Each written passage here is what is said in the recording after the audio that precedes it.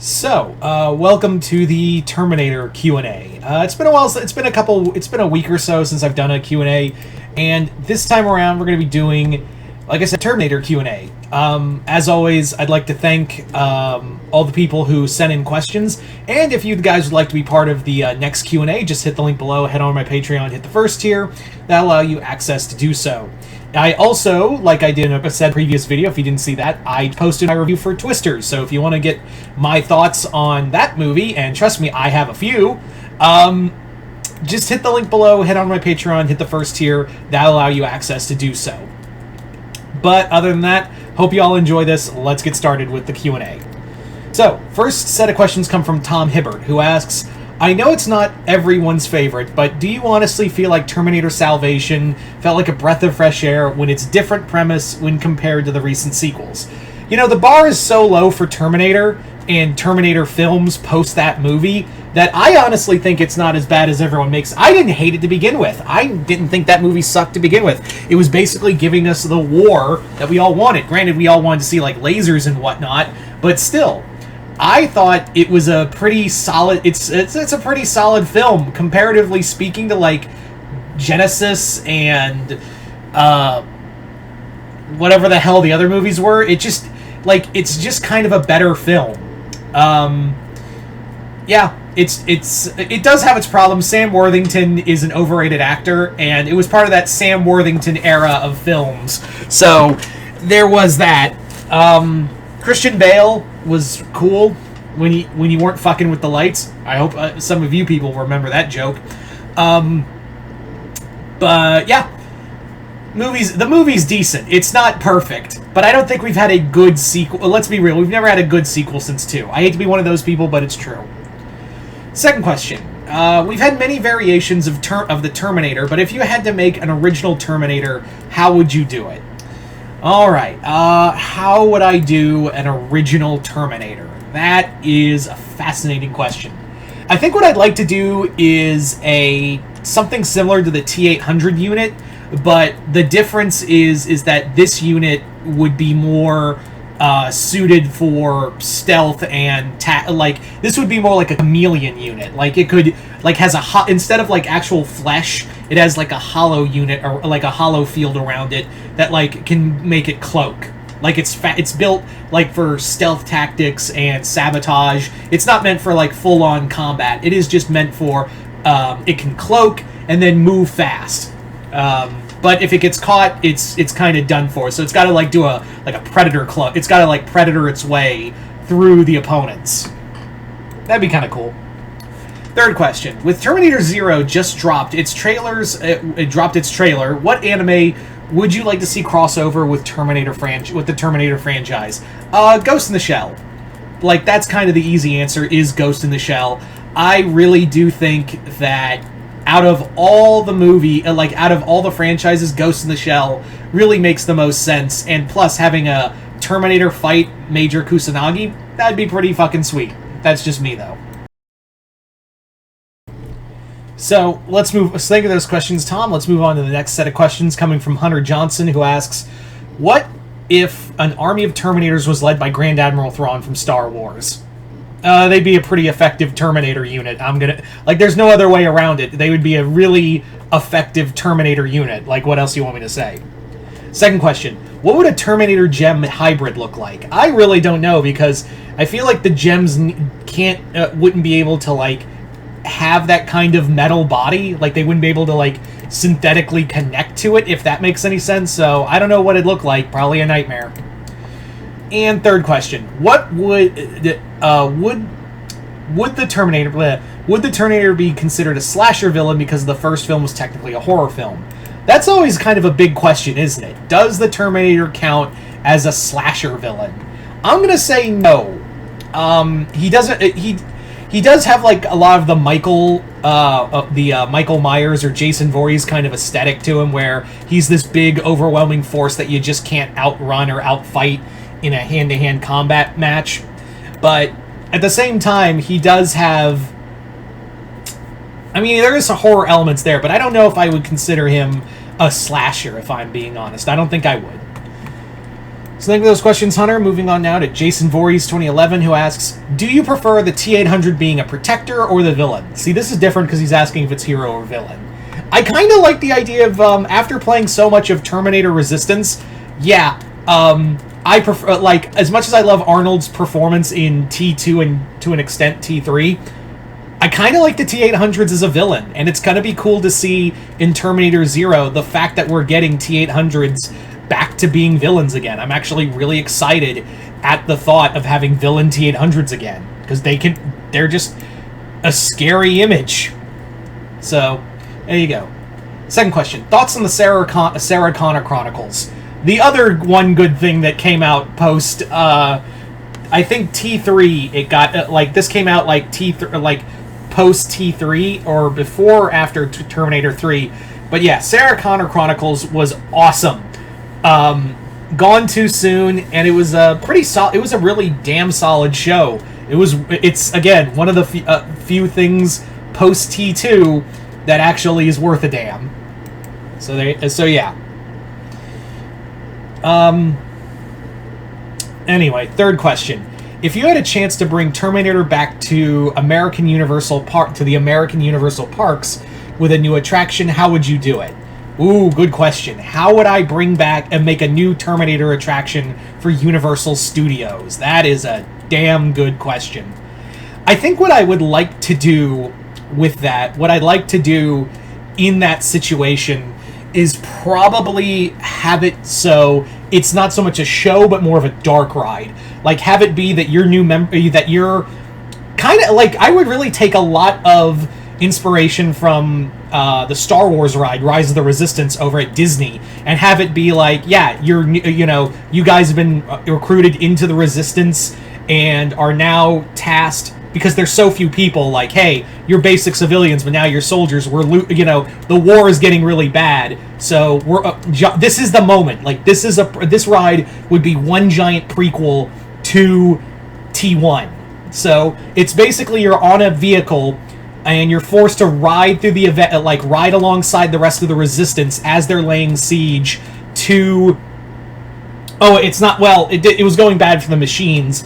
But humanity's like, yeah, we have lost so many people. We need more. We need one big final push to stop Skynet and whatever it is they're building in this facility. Turns out it's the time machine. It gets a Terminator through, and it turns out the person you've been riding with is Kyle Reese, and he would be like the driver you can't see. It's like the automated driver, like how it is in the King Kong ride, and to an extent, Fast and Furious. So Reese offers to go to protect John Connor from the Terminator. Yeah. But in the ride, I would have it like you get attacked by T-800s, some animatronics of T-800s, have encounter like the Hunter Killers, like just a big animatronic of a T-100. Oh, that'd be so cool. Or one of the Dreadnoughts. Oh, that'd be awesome. Anyway, thank you for those questions, Jason. Moving on now to David Deister, who asks, will James Cameron direct a new Terminator movie? Not after how bad it went for producing for him. I don't think that's going to happen anytime soon. He's going to be jerking it to blue people for a while. That's all I could say on that. Second question. What game publishers would you choose to do a Terminator game? The same people who did this game. Yeah. Teon and Reef Entertainment. Yeah, these people. They did the perfect Terminator game. I don't know what to tell you. Anyway. Third question. Nope, not answering that. Nope, I'm not doing that. No, sir. That is not okay, David. That is not. I don't like the guy. I fucking despise him. I know what question you're asking here. But I don't like that guy, but you are not bringing that shit in my house. No, thank you. That you should know better, David. No, thank you. I'm not even going to say what the question is. Anyway, thank you for those. Regardless, thank you for those other two questions. I will not be answering that third one. So, moving on now to Gordon Rajani, who asks, "What is your favorite Terminator comic book?" Probably Prime Directives. The Dark Horse Terminator books are few, but they're actually really solid. Like, a good number of them are pretty solid, even though a vast majority of them are kind of the same story. Although, then again, you could make that argument that the Dark Horse Predator stories were kind of the same thing, where it was like the same story over and over again, just in different characters. So, but Prime Directives was a good one. Second question. Why do you think it's so hard to make a good Terminator movie, given all the recent entries are so heavily disliked? I think it's just character. I think it's character and writing, and also the fact that I don't think you can just capture that again, that kind of level of perfection that James Cameron put into that second film. I do think you can recapture the first film. That's why I like the idea of, again, Terminator Zero going back to a level of horror with it. So I think that's the problem. Everyone is just trying to capture T2 again. That's what they're all trying to do. Salvation didn't try it, and I think it worked in its favor, even though that script and story were pretty weak. But having said that, though, everyone should be trying to... I think you can capture that level of cinema magic with the first one. I think it's also like we just can't break away from Hollywood just can't break away from T2 because it's such a perfect movie, and we just kind of degrade it every time. Anyway, thank you for those questions, Gordon. Moving on now to Gordon. Almost said Gordon again. Cyborg 19.99, who asks, "What anime, cartoon, video games, and other movies would you cross over with Terminator?" Well, I just did one with anime, so I'm not doing that again. Cartoons, maybe a Gravity Falls one. TV. Oh, there was no TV one. I'd say for other movies, probably. Actually get like an actual RoboCop versus Terminator movie would be cool. Video game wise, I would say maybe... Fuck it, let's do an Assassin's Creed Terminator. Why not? Second question. Cable versus T-800. Who would win? Oh, Cable. No doubt. The T-800's pretty strong, but Cable has laid low, like, city-sized sentinels. Try saying that 6 times fast. In just a few blasts. So, yeah, Cable. Anyway, thank you for those questions, Cyborg. Moving on now to Imaginate, who asks, "What characters do you think Skynet would specifically target if it existed in the Marvel Universe?" Oh, well, they gotta take out Cap. Steve and Sam would be a major one because they can inspire people. Take out Tony. Reed. Bruce Banner. I would even say take out T'Challa. Yeah, definitely they'd go for T'Challa. Yeah, Black Panther. And I would also say Thunderbolt Ross and Doctor Doom. Those would be the big ones. Anyway, thank you for that question. Second question. Skynet takes over the Cyberlingque. How screwed are Earthrealm, Outworld, and the other realms? Pretty fucking screwed. Like Skynet enhancing the Cyberlingque with the technology it uses for the Terminators, yeah, that's not going to go well for anyone. That really isn't going to go well for anybody, if I'm being honest. That's just not going to be a great day. So, third question. Since time travel has been overdone, do you think the franchise will ever delve into the multiverse? Oh God, I hope not. We've got enough multiverse with Marvel and DC. I don't need another film. I don't need another franchise to delve with time travel. That's all I'm saying on the matter. Thank you for those questions, Imaginate. Moving on now to Bill McLaughlin, who asks, aside from the T-800, which model of Terminator is your favorite? My favorite, I'd say T-1000. I know it's a basic bitch answer, but the T-1000's terrifying. As much as I love the T-800, the T-1000 would be my second favorite, because again, maybe because it's Robert Patrick's performance, or maybe it's because it's just the idea of it can be sliding around and shape-shifting to people. It's actually kind of cool. So T-1000. Although I will say I have a soft spot for the T-100 of just being this big, bulky machine gun robot. Second question. Who would you want to write an ongoing Terminator comic? Ooh, I like that. Daniel Warren Johnson. Like I bring up Daniel a lot, Daniel Warren Johnson a lot, but Johnson is his art style and his writing are perfect for Terminator. If not him, James Stokoe who did Aliens, Dead Orbit, as well as Godzilla and Hell. So Stokoe or Warren, those are my two picks. Third question. How would an alliance between Skynet and the Reapers from Mass Effect go? Oh, they would, like, the Reapers wouldn't care. Like, to the Reapers, Skynet is child's play. Like, that's really how it is that they wouldn't regard Skynet with any kind of... It would just be more like, oh, we're just going to assimilate you and make you into us. That's how I see it. So, thank you for that question, Bill. Those questions, Bill. Moving on now to Christopher Bennett, a.k.a. the Mount Vernon Kid. Oh, man, this... Chris, man, what the fuck? How would you have felt if OJ got the role of the T-800? If OJ got the role of... Because that is a thing. That actually was going to happen, that OJ Simpson was offered the role of the Terminator in the first film. Same with Lance Henriksen. I think a lot of people tend to forget OJ was also offered that role for obvious reasons. But I will say that if he did become the Terminator and killed Sarah Connor, he'd be acquitted because the glove wouldn't be able to fit. They'd also be like trying to chase him on the Hunter Killer, like just chasing him down the road at minimal speed. There's that. You know, I think the Terminator would also write a book saying, if I did kill Sarah Connor after he did. I can keep going with these jokes, guys. Anyway, you knew what you were doing, Chris. Don't fucking say otherwise in the comments. Oh, I love you, brother. Anyway, thank you for that question, Chris. Moving on now to Alistair Bondman, who asks, if you could create 3 Terminator models, humanoid, animalistic, and vehicle, what would they look like, and what would be the specific abilities each would have? Well, I kind of went over one model, so I'll have it. That's the stealth model I had as the human unit. Animal unit, I would probably say like something equivalent to like a... Probably like a mosquito, like a bunch of like Terminator mosquitoes that can, instead of collecting blood, they download like a cyber virus into your body and like make your body like like some kind of techno virus or something. I don't know. And for vehicle, probably like some heavy tank unit. I don't know. Second question. If you were able to create a Terminator RTS game where you could let's play Terminator, Skynet, and perhaps a third faction, how would each faction play? And if you were to create a third faction, who would they be?